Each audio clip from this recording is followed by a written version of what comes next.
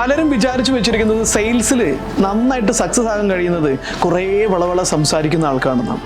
നന്നായിട്ട് സംസാരിക്കുക എന്ന് പറയുന്നത് സെയിൽസിൽ ഏറ്റവും പ്രധാനപ്പെട്ട കാര്യം തന്നെയാണ്. പക്ഷെ ഒരുപാട് സംസാരിക്കുന്ന ആൾക്കല്ല, മറിച്ച് സെയിൽസ് എപ്പോഴും നന്നായിട്ട് ക്ലോസിങ് നടക്കുന്നത് നല്ല രീതിയിലുള്ള മൈൻഡ് സെറ്റുള്ള ഒരു സെയിൽസ്മാനാണ്.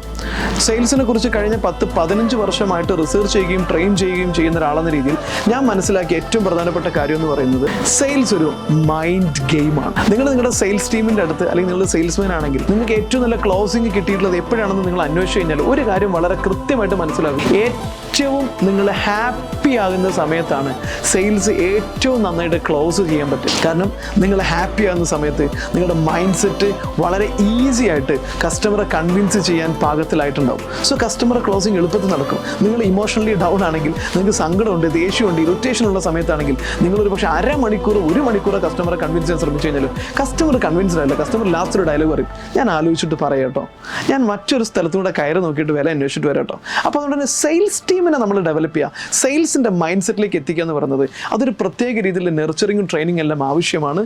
സോ സെയിൽസിൽ നിങ്ങൾ ഇമ്പ്രൂവ് ചെയ്യാൻ താല്പര്യമൊക്കെ ഉണ്ടെങ്കിൽ ഞങ്ങളുടെ കോച്ചിങ് പ്രോഗ്രാമിലേക്ക് ഭാഗമാകാം. ഞാൻ കസാഖ് ബെഞ്ചാലി.